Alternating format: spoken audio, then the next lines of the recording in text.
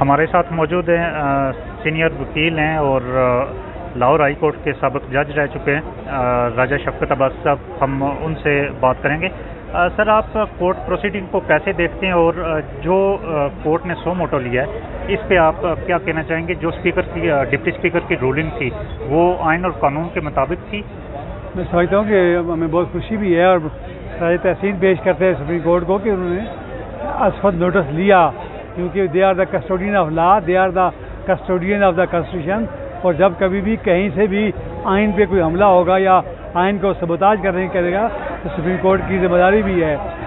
رہ گئی بات سپریم کورٹ کی جو پروسیڈنگ ہے، ڈیلے ہونے کا خطرہ ہے. اسپیکر کی ڈپٹی اسپیکر کی جو رولنگ تھی انہوں نے انفیکٹ آئین کی پروویژن کو نلیفائی کر دیا، آئین کی وائلیشن کی.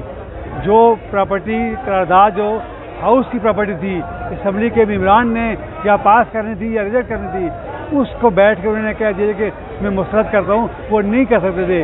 ایسا کون سا مٹیریل ان کے پاس تھا کہ وہ ریجیکٹ کریں؟ اور پھر دوسرا یہ ہاؤس کی پراپرٹی تھی، ہاؤس کا پریروگیٹو تھا کہ اسمبلی کے ممبران ایکسیپٹ کرتے یا ریجیکٹ کرتے.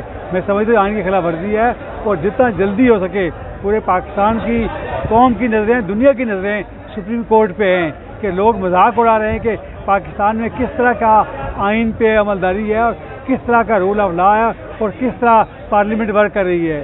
سر، یہ بتائیں کہ یہ جو جس خط کا ذکر ہو رہا ہے اس کو بنیاد بنا کے 197 ممبران اسمبلی کو غدار قرار دیا گیا، ان کی حب الوطنی پہ سوال اٹھایا گیا، تو کیا ایسا پاسبل ہے کہ وداؤٹ اینی کورٹ پروسیڈنگ کسی کو غدار قرار دیا جائے؟ میں سمجھتا ہوں کہ اس کی کوئی حیثیت نہیں ہے، اس لیے کہ وہ خط بھی ایک ڈسپیوٹڈ چیز ہے.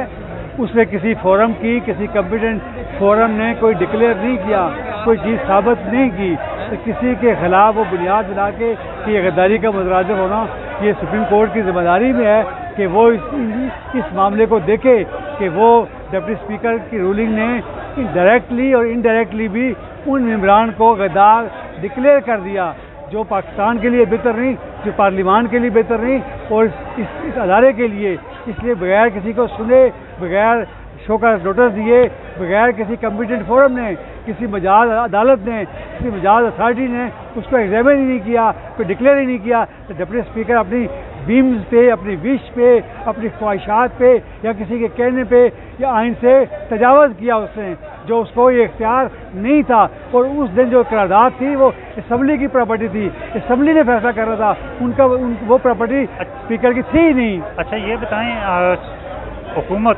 چونکہ ابھی تو حکومت نہیں ہے لیکن تحریک انصاف کے لوگ یہ کہتے ہیں کہ نیشنل سیکیورٹی کونسل نے اس پہ دستخط کیے تھے اور ہم ڈسپیوٹڈ خط وہاں پہ لے گئے تھے. جو خط آیا، جس خط کو بنیاد بنایا گیا، وہ نیشنل سیکیورٹی کونسل میں لے کے گئے اور نیشنل سیکیورٹی کونسل نے اس پہ تحفظات کا اظہار کیا تھا. تو آپ کیا سمجھتے ہیں کہ اس کے بعد ٹرائل کورٹ کا ہونا بھی ضروری تھا؟ میں سمجھتا ہوں سیکیورٹی کونسل نے کوئی فائنڈنگ نہیں دی، وہاں ان کو بورڈ لیا گیا کہ یہ ایک معاملہ ہے. نہ تو ان کی فائنڈنگ تھی، نہ وہ کوئی کمپیٹنٹ ادارہ تھا کہ وہ فائنڈنگ دیتا کہ یہ غدار ہیں یا غدار نہیں ہیں. آج سپریم کورٹ نے بھی آبزرو دی کہ اپوزیشن پارٹیز کیوں شریک نہیں. میں سمجھتا ہوں کہ اگر شریک ہو جاتی تب بھی کوئی فرق نہیں پڑنا تھا، نہیں ہوئی اس سے بھی کوئی فرق پڑتا.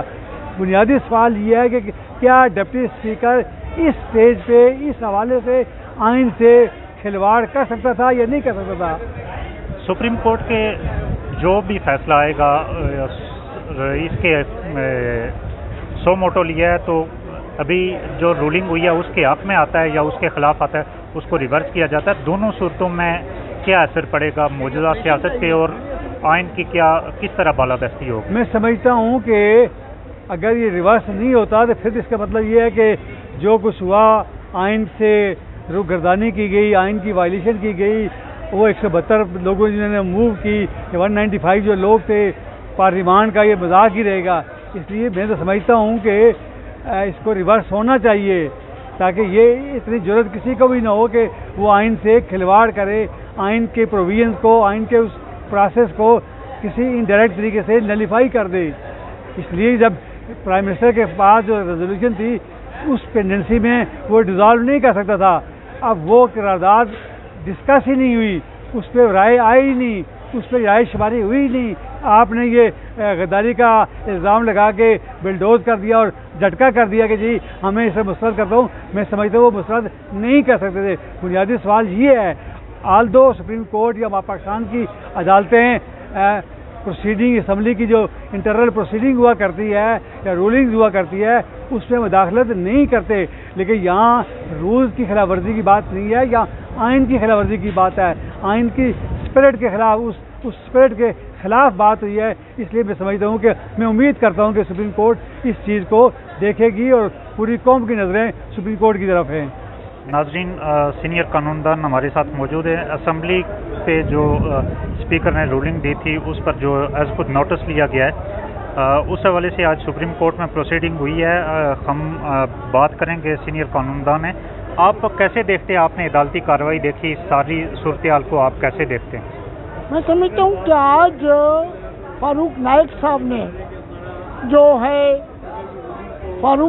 صاحب نے آج جو آرگومنٹس کیے ہیں جی, انہوں نے پہلے تو ایک فیکچوئل پوری پوزیشن بتائی ہے کہ کب ریزولوشن موو ہوئی ہے, کب ایڈمٹ ہوئی ہے ریزولوشن جو ہے ووٹ آف نو کانفیڈنس کی, اور کب ہاؤس میں پیش ہوئی ہے اور کب یہ رولنگ آئی ہے. یہ انہوں نے واقعاتی طور پر پہلے تو بتایا. پھر وہ آگے لیگل پوزیشن پر انہوں نے article 95 read with section 37 rule of business and conduct of business کے تحت انہوں نے پورا پروسیجر اڈاپٹ کے بتایا کہ اس پروسیجر کے تحت کیا کارروائی ہوتی ہے.